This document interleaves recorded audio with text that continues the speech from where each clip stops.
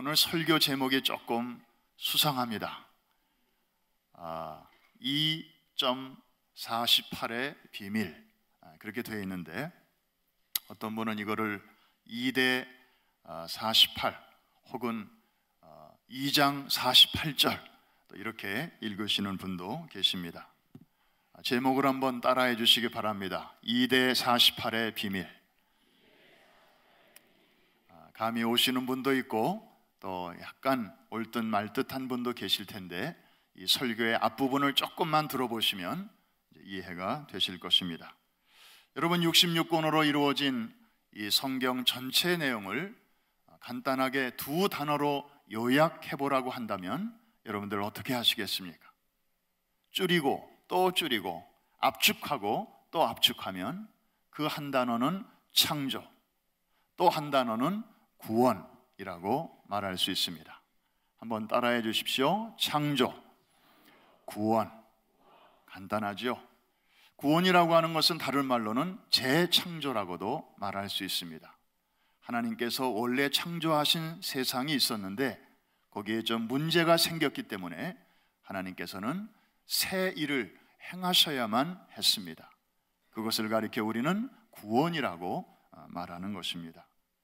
그런데 이 66권으로 이루어진 이 성경 전체를 또 다시 한 권으로 줄일 수 있다면 그것은 바로 창세기라고 말할 수 있습니다. 사실 창세기에는 창세기만 있는 게 아니고 거기에 요한계시록까지 사실은 다 들어 있습니다. 다 통하고 있습니다. 그래서 창세기는 성경의 축소판이라고 말할 수 있는데, 따라서 창세기의 내용도 두 가지로 요약할 수 있습니다. 하나는 창조, 또 하나는 무엇일까요? 구원입니다. 재창조입니다. 여러분들 이미 알고 계시잖아요. 창세기의 첫 장과 둘째 장의 내용은 무엇입니까? 하나님께서 태초에 세상을 이렇게 창조하셨다고 하는 선포입니다. 아까 우리 청소년 자녀들이 하나님의 말씀 성경 첫 장 첫 절을 읽어주셨는데, 이번에는 우리가 한번 큰 소리로 같이 한번 외쳐볼까요? 태초에, 시작. 태초에 하나님이 천지를 창조하시니라. 그래서 1장은 천지를 만드신 이야기, 그 다음에 2장에서는 이제 하나님의 형상을 따라 사람을 만드신 이야기로 채워져 있습니다. 참 하나님 보시기에 심히 좋았던 세상이었죠. 그리고 악한 것이 하나도 없었고요, 더러운 것이 없는 그런 거룩하고 정말 깨끗한 세상의 모습을 우리에게 보여주십니다. 흠잡을 데가 없습니다. 그런데 3장으로 넘어가면 여러분들이 잘 아시는 대로 이제 타락이 시작이 됩니다. 한 번도 죄를 범한 적이 없었던 아담과 하와, 첫 인간이 힘없이 무너지게 되죠. 하나님의 분명한 말씀이 있었지만 그 후에 뱀의 미혹이 다가왔고 거기에 인간의 불순종이 합쳐지면서 죄라고 하는 사생아가 거기서 태어나게 됩니다. 범죄한 직후에 하나님은 구원의 계획을 발표하셨습니다. 여자의 후손을 보내셔서 뱀의 머리를 상하게 하심으로 사탄의 권세를 무력화시키시고 자기 백성을 저희 죄에서 건져내시겠다고 하는 하나님의 구원의 로드맵을 창세기 3장 15절에서 선포해 주셨습니다. 최초로 밝히신 이 복음을 가리켜 오늘날까지도 신학자들은 원시 복음이다 혹은 최초의 복음이라고 그렇게 말하고 있습니다. 그리고 아담과 하와가 자식을 낳죠. 누가 그렇게 물어보더라고요. 목사님, 아담과 하와가 첫 번째 사람이라는데 아담한테는 배꼽이 있을까요? 없을까요? 듣고 보니까 저도 궁금하더라고요. 여러분은 어떻게 생각하시는지. 그래서 저도 특별하게 대답할 게 없어서 글쎄 나중에 가서 직접 물어보자고.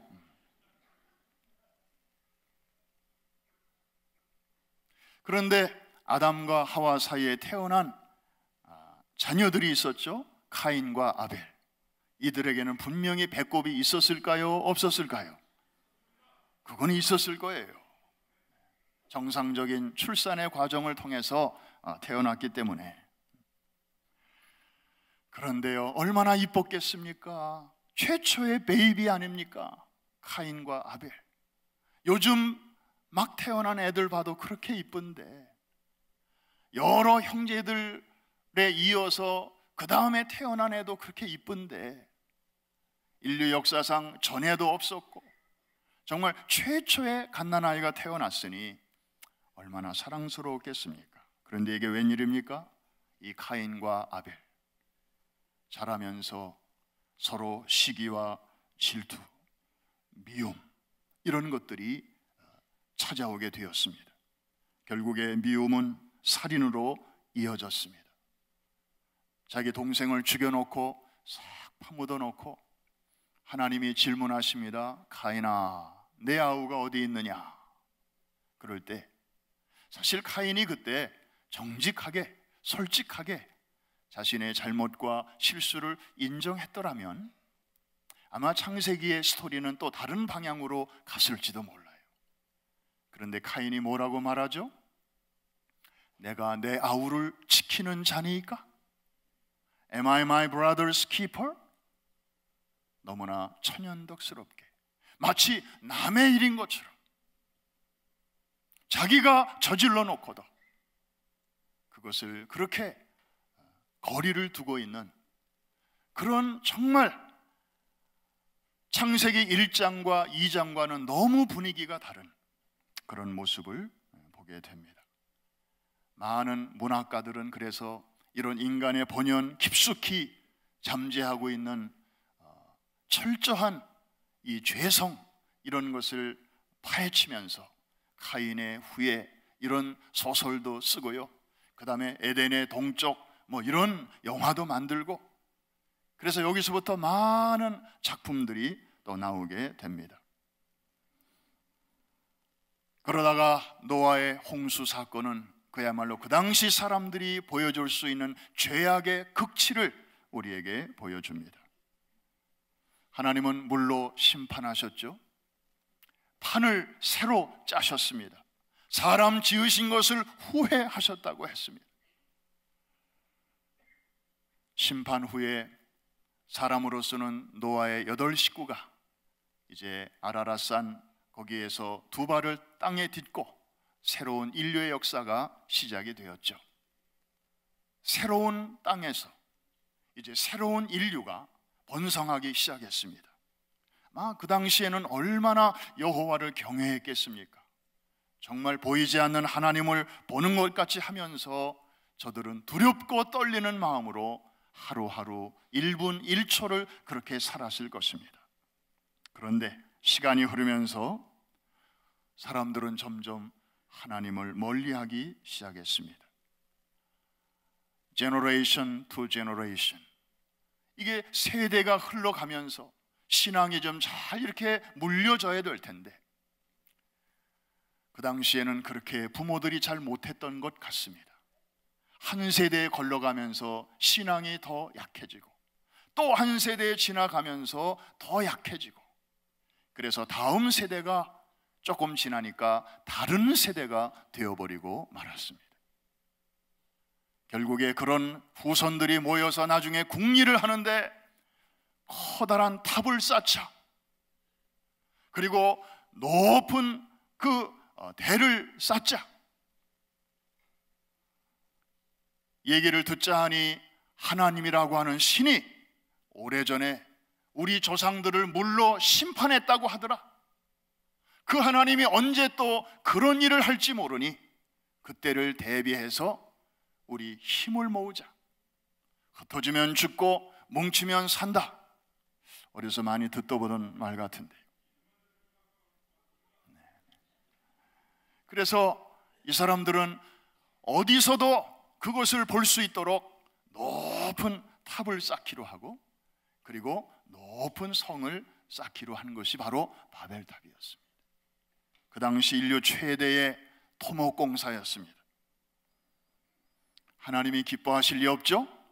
그래서 저들에게 언어를 혼잡케 하는 방법을 통해서 그 공사를 중단시키셨습니다. 공사는 그쳤고 마침내 바벨탑은 수포로 돌아가고 말았습니다. 하나님께서 이제 더 이상 보고 계실 수가 없었습니다. 그래서 하나님의 방법대로 이제 구원의 역사를 시작을 하시는데요, 놀라운 방법이었습니다.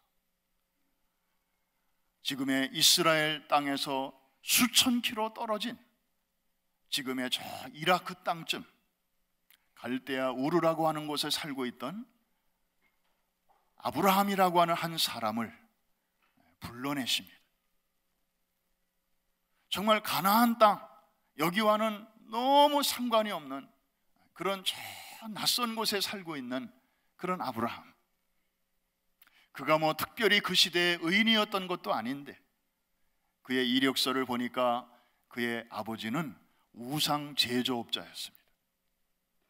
그 지역의 우상, 그것들을 쪼물럭쪼물럭 만들어 가지고 시장에다가 내다 파는, 그게 가업인 그런 집안의 아들 아브라함을 부르셨어요.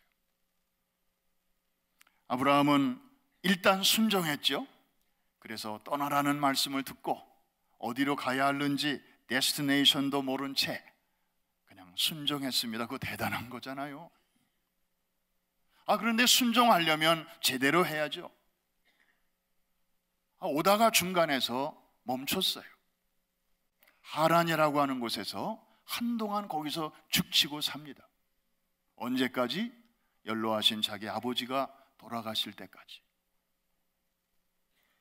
여러분, 하란이라고 하는 그 뜻이 이렇게 중간에서 지체한다, 그런 뜻이에요. 한번 따라 하십시다. 하란, 지체한다. 그러고 보니까 우리 신앙생활에도 하란이 있어요. 적당한 지점에서 머물러요, 사람들이. 일단 여기까지는 순종했으니까 안심하고, 더 가려니까 좀 불안하고, 그냥 요 정도라도 하면 안 한 건 아니니까. 그러면서 우리 신앙생활에도 그 중간 지점이 있어요. 이거 아브라함만의 이야기는 아니에요. 그래서 어떤 상황의 변화가 일어나고 계시던 아버님이 돌아가시고 뭔가 좀 무거운 짐 하나가 이렇게 벗겨지거나 어떤 충격적인 사건이 있거나 그럴 때, 아이쿠, 내가 여기 너무 오래 있었구나, 그제서야 깨닫고 다시 이제 목적지를 향해서 발을 옮기는 그런 경우들이 얼마나 많이 있습니까? 아브라함이 그런 사람이었어요. 그래서 하란에서 몇 년 머물다가 이제 드디어 가나안 땅으로 들어가게 됩니다. 온전한 순종이었어요. 그런데 이게 웬일입니까? 순종해서 갔는데 그를 맞이해 준 것은 환영과 축복이 아니었어요. 때마침 그 땅에 기근이 찾아왔습니다. 그래서 앞집 사람도 비옥한 애굽으로 잠시 피신한다고 하고 짐을 꾸리고, 옆집 사람도 가고 뒷집 사람도 가니까 아브라함 이 부부도 좀 불안한 생각이 들었나 봐요. 그래서 다들 가니까 우리도 갑시다 해가지고 하나님이 지시하신 그 땅을 떠나서 이제 상황을 쫓아 형편 따라 이집트로 잠시 피하게 됩니다. 하나님은 아브라함에게 찾아오셔서 또 한 번 약속을 확인하십니다. 아주 엄청난 세레모니를 통해서 그 언약을 체결하십니다. 짐승들 여러 마리를 끌어다가 반으로 쪼개고 그 쪼갠 고기 사이로 하나님이 지나가시면서 내가 내 생명이 있고 목숨이 있다면 내 목숨을 걸고라도 너에게 자식 준다는 것과, 그리고 그 자식을 통해서 너의 자손이 하늘의 별처럼 바닷가의 모래처럼 큰 민족을 이루게 할 것과, 그리고 그렇게 되면 내가 지금 살고 있는 이 땅을 영원한 기업으로 줄 것이라, 이 약속을 아브라함에게 하셨습니다. 이게 창세기 15장이죠. 그런데 16장으로 넘어가자마자 무슨 사건이 생깁니까? 사라가 이렇게 아브라함을 꼬셔가지고 첩을 얻게 합니다. 아니, 애굽에서 올 때 첩을 데리고 왔는데, 그 여종을 데리고 왔는데 그 여종을 통해서 자식을 낳도록 사라가 아이디어를 냅니다. 이때 아브라함이 못 이기는 척하고 이걸 또 받아들입니다. 그래서 약속의 아들 이삭을 낳기 전에 아브라함 부부는 이스마엘이라고 하는 하나님이 기뻐하시지 않는 그런 자식을 얻게 됩니다. 문제가 뭐였습니까? 기다리지 못하는 조급함이었습니다. 우리에게도 얼마나 이런 원치 않는 속성이 우리 안에 있는지 몰라요. 우리 신앙생활에서 정말 우리에게 때때로 필요한 것이 이 기다림인데, 특별히 우리 한국의 크리스찬들은 이게 참 어려운 것 같아요. 빨리빨리. 그래서 항상 하나님이 너무 느리게만 느껴지는 거 있죠. 왜 하나님은 우리처럼 이렇게 빨리 못하시나? 결국에 아브라함은 그 당시에는 있을 수 있는 실수인 것처럼 보였지만, 그러나 이것이 미치는 영향은 너무너무 컸습니다. 이삭과 이스마엘의 갈등, 이것이 오늘날 중동 문제의 핵심 아닙니까? 더 나아가 기독교와 이슬람 문명의 충돌을 가져오는 불씨가 되었습니다.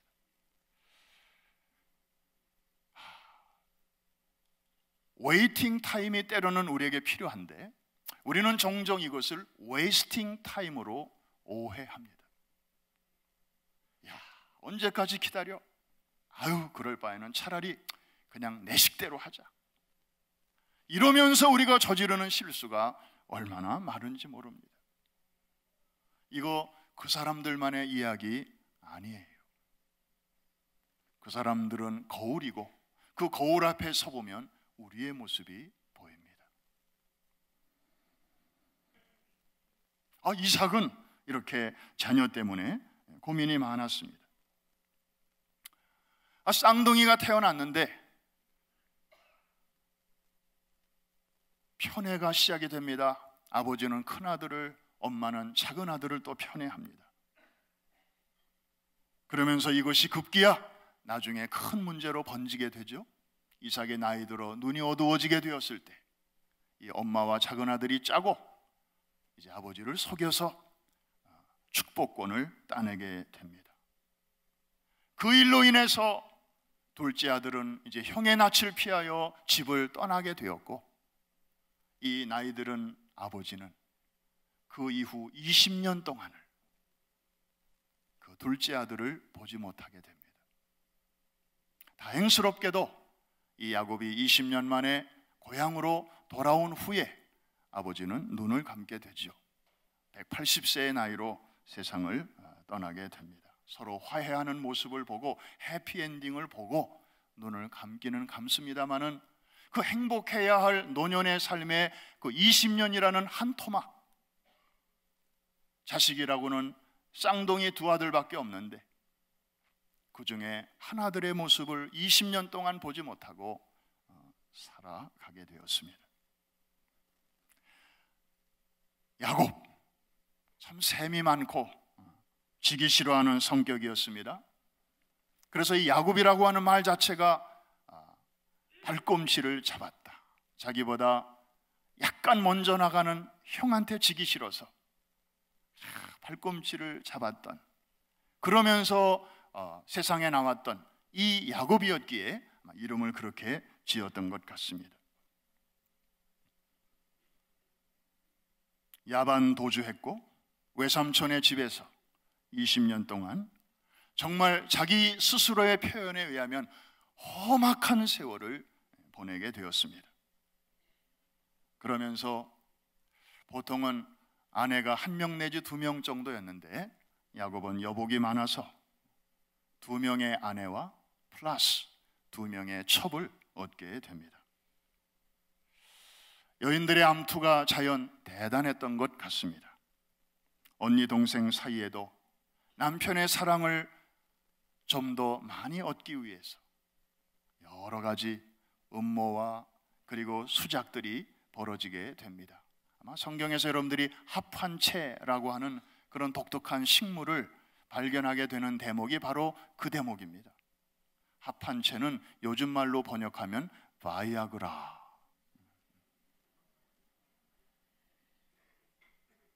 모르셨죠?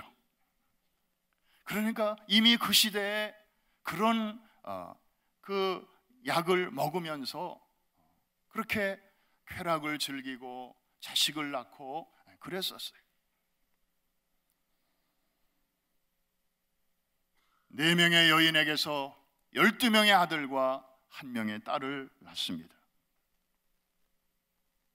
그런데 이들 가운데도 한 형제지만 얼마나 보이지 않는 또 갈등이 있었는지, 오죽하면 하나님께서 모세를 통해서 그 후손들이 40년 동안 광야를 행진할 때 텐트를 칠 때에도 한 어머니 배에서 나온 형제들끼리 이렇게 모여서 텐트를 치게 했습니다. 그래서 동서남북으로 그렇게 갈라서 텐트를 치고 행진할 때에도 그 엄마 뱃속에 그 족보를 따라서 그렇게 끼리끼리 행진하도록 하셨습니다. 지난날 형을 속이고 장자권을 빼앗았던 야곱은 그 후 말년에 자기 자식들로부터 동일한 속임을 당합니다. 자, 이 요셉 어린 나이에 팔려갔습니다. 요즘 말로 말하면 인신매매 된 것입니다.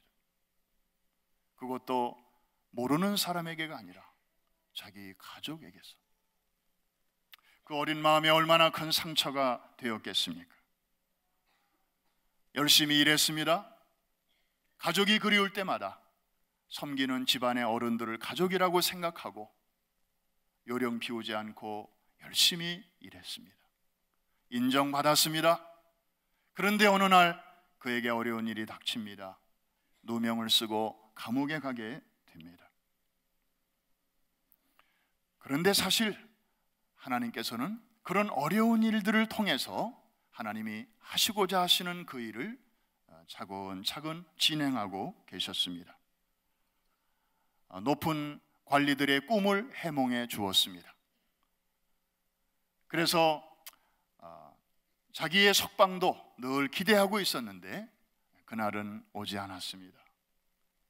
요셉은 거기서 또 배신을 당하게 됩니다. 그러다가 드디어 in his time, 하나님의 시간이 되었을 때 그 석방된 신하가 새까맣게 잊고 있었던 요셉이 생각나면서 왕이 꾼 꿈을 해몽할 자로 요셉을 불러오게 되죠. 그래서 요셉이 성령의 감동을 받아서 그 꿈의 내용을 잘 풀어주게 되면서 그는 애굽의 제2인자로 올라가게 됩니다. 그리고 거기서 결혼을 하고 이제 2 아들을 낳죠. 므낫세와 에브라임이라고 하는 2 아들을 낳습니다. 므낫세라고 하는 이름 속에는 지난날에 내 모든 고생한 거 다 잊으련다, 그런 각오가 들어있고, 에브라임이라고 하는 둘째 아들의 이름 속에는 내가 다른 건 몰라도 하나님이 나로 이 창성케 하신 이 은혜와 축복은 내 눈에 흙이 들어오기 전까지 나는 결코 잊지 않으련다, 그런 요셉의 각오가 들어있는 이름들이었으면 한번 따라해 주시기 바랍니다. 므낫세, 잊으련다. 에브라임, 잊지 않으련다. 무엇을 잊기로 했습니까? 지난날에 자기 고생한 거, 사람들에게 상처받고 가족들에게 시달리고 그리고 철석까지 믿었던 사람들에게 배신당하고 이런 것들을 다 잊기로 했다. 이게 바로 므낫세입니다. 그리고 에브라임, 하나님이 나 같은 자를 이렇게 높여주신 이것은 전적으로 하나님의 은혜다. 내가 이것을 어찌 잊으랴. 그래서 사랑하는 자식들의 이름을 그렇게 짓고 부를 때마다 볼 때마다 그것을 자신에게 리마인드를 시켰던 것입니다. 참 눈물겨운 이야기입니다. 한 번 더 두 아들의 이름을 따라해 주시기 바랍니다. 므낫세, 에브라임. 여러분도 잊어야 할 것을 주의 사랑으로 잊게 되시기를 주의 이름으로 축원합니다. 그러나 결코 잊어서는 안 될 하나님의 은혜와 축복은 끝까지 간직하게 되기를 주의 이름으로 축원합니다. 이 두 가지를 거꾸로 하는 사람이 많아요. 하나님의 은혜는 쉽게 잊어버리고 그저 누구한테 말로 혹은 그저 작은 일로 상처받은 것 때문에 참 못 이루고 오래도록 아파하고, 이거 거꾸로 사는 사람들이 너무 많아요. 한번 따라해 주시기 바랍니다. 헷갈리지 말자. 줄긋기를 잘하자. 그래서 건강한 성도의 삶은 이렇게 므낫세와 에브라임이 공존하는 삶인 줄로 믿습니다. 요셉은 말년에 참 행복하게 살았습니다. 사랑하는 가족들을 다 초청하고 가족들은 가족 이민 갔습니다. 아주 미국의 뉴저지 같은 그런 비옥한 그 고센이라고 하는 나일강 삼각주에 있는 그 땅에, 나라에서 준 땅에 저들은 정착하고 영주권 받고, 그리고 거기서 알콩달콩 살게 되었습니다. 한 70명이 이주했는데 나중에는 한 200만 정도로 이제 후손들이 늘어나게 되었습니다. 정말 하늘의 뭇별처럼 바닷가의 모래처럼 그렇게 너의 후손이 창대하게 될 것이라고 하나님께서 오래전에 아브라함에게 약속하셨는데, 그 프라미스 하나님이 요셉 때에 이루어 주셨습니다. 이제 요셉도 나이가 들어서 애굽에서 이제 숨을 거두게 되었고, 사람들이 모여서 그의 입관식을 거행하게 되는데, 요셉이 관 속에 들어가는 그 장면으로 창세기는 이제 맞춰지고 있습니다. 광대한 우주, 하나님의 천지창조로 웅장하게 시작된 창세기는 이렇게 어둡고 작은 한 관으로 압축되어 끝나고 있습니다. 휴, 창세기 다 훑었습니다. 사실 이게 뚝뚝 떨어진 이야기들이 아니고 하나님의 웅장한 드라마, 거기에 이런 사람도 등장하고 저런 사람도 등장하고 주연도 있고 조연도 있고, 그러면서 감독은 이제 하나님이 감독을 하셨습니다. 여러분, 다시 제목으로 돌아갑니다. 제목이 뭐였죠? 2대 48. 2대 48이 주는 교훈 두 가지를 간단히 말씀드립니다. 첫째로, 하나님은 당신의 관심이 당신 자신에게보다는 우리에게 있다는 사실입니다. 당신 자신에 관한 일은 겨우 2장만 쓰셨습니다. 정말 거룩하고 정말 흠이 없고, 그리고 전능하신 하나님의 모습이 곳곳에 배어있는 좀 그런 내용이 더 많았으면 좋을 텐데, 그러면 창세기를 읽으면서 우리가 더 하나님의 영광을 바라보고, 하나님이 이런 분이시구나, 하나님의 나라가 이런 것이로구나, 우리가 그 나라를 더 이렇게 그려보고 묵상하고 좋을 텐데, 하나님은 딱 2장만 사용하시고 나머지 그 소중한 48장이나 되는 이 막대한 분량을 사람에게 할애하십니다. 그것도 하나님의 형상을 고이 간직한 사람이라면 얼마나 좋겠습니까? 하나님 말씀보다는 뱀의 말에 더 귀를 기울이고, 거기에 인간의 불순종까지 합해서 하나님이 원치 않는 죄라고 하는 그런 사생아까지 낳은 그런 인생들, 그때부터 죄 아래에 있고 어둠 속에 있는,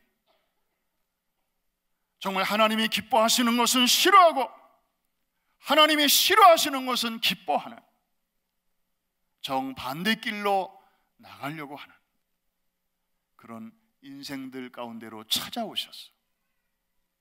냄새나고 구린내나고, 그리고 탐심과 이기심과 시기와 다툼과 미움과 살인과 자기만을 생각하는 이런 본능적인 것이 꿈틀대는 그런 삶 속으로 찾아오셨어요. 저들과 더불어 여행하시고 저들과 더불어 사시고 저들과 더불어 함께 가시는 그 스토리를 기록하는데 48장이나 할애하고 계십니다. 여러분, 하나님의 음성이 들리시지 않습니까? 사랑하는 자녀들아, I'm okay. 나는 2장만 쓸게. 나는 그래도 괜찮아. 나에게는 너희들이 중요해. 너희들이 내게는 더 소중해. 너희들의 삶이 중요해. 나에 대해서는 그냥 2장이면 좋게. 더 이상 쓸 수도 있지만 나는 여기서 그칠게. 나에게는 너희들이 이만큼 소중하단다. 스스로의 힘으로는 거기서 헤어나올 수 없는, 할 수 없는 우리 인생들을 향하신 하나님의 마음, 측은히 여기시는 마음, 우리를 불쌍히 여기시는 마음, 우리를 어떻게 해서든지 재창조해서 본래 하나님의 형상을 회복시키려고 하시는 하나님의 그 의지, 이것을 담고 있는 것이 2대 48입니다. 이 하나님의 마음을 조금 닮은 것이 우리 부모님들 아니겠습니까? 안정된 한국을 떠나서 우리 자녀들의 손을 이끌고 미국에 이민 오신 분들, 사실 자신들의 남은 삶을 더 멋지게 살기 위해서 오신 분 많지 않습니다. I'm okay. 나는 됐어. 다만 너희들만이라도 좀 광활한 세상에서 호연지기를 좀 가지고 세상을 품고 그렇게 살아주기를 바래. 그 일을 위해서라면 내가 정들었던 자리, 또 내가 일생을 바쳐 확보했던 지위 내려놓고 고생할게. 그런 마음들로 이민 오신 분들이 아닙니까? 사랑하는 성도 여러분, 이 창세기의 2대 48의 이 엄청난 불균형을 통해서 여러분 각자를 향하신 하나님의 마음을 느끼게 되시기를 주의 이름으로 축원합니다. 나에게는 내가 그만큼 소중해. 두 번째로는 우리는 이 사건을 통해서 하나님이 일하시는 중요한 방법을, 원리를 발견할 수 있습니다. 하나님은 창조는 홀로 하셨지요. 사람의 도움 필요치 않으셨습니다. 그런데 3장부터 시작되는 하나님의 구원, 재창조, 이것은 결코 홀로 하기를 원치 아니하셨습니다. 함께 하기를 원하셨습니다. 이 사람은 어떤 사람입니까? 한 번도 죄를 지어본 적이 없는 천사 같은 그런 사람이 아닙니다. 죄를 범해본 적이 있는, 그리고 여전히 죄 아래에 있는 그런 인생들입니다. 그런데 하나님을 그들이 만나게 될 때 그 사람들은 하나님의 자녀가 되는 기쁨을 맛보았습니다. 그래서 하나님의 동역자는 누구입니까? 한 번도 실수하지 않은 그런 천사 같은 존재가 아니고, 어쩔 수 없이 넘어졌었지만, 어쩔 수 없이 타락했었지만, 그 나락에서 하나님의 은혜의 손길을 경험하고 여자의 후손 곧 예수 그리스도를 통한 하나님의 구원의 줄을 붙잡고 말도 안 되는 하나님의 그 은혜를 선물로 받아본 적이 있는, 전에 죄인이었으나 이제는 하나님의 은혜로 의인이 된 그런 사람들과 함께 하나님은 오늘도 구원의 역사를 이루어 가시는 줄로 믿습니다. 바로 저와 여러분이 바로 그런 사람들입니다. 사실 하나님은 우리 없이도 창조하실 때 그렇게 하셨던 것처럼 구원도 그냥 하나님 홀로 다 하실 수 있는 분이십니다. 그러나 모든 것이 가하나 유익하지 않기 때문에 하나님께서는 우리를 동역자로 불러주셨습니다.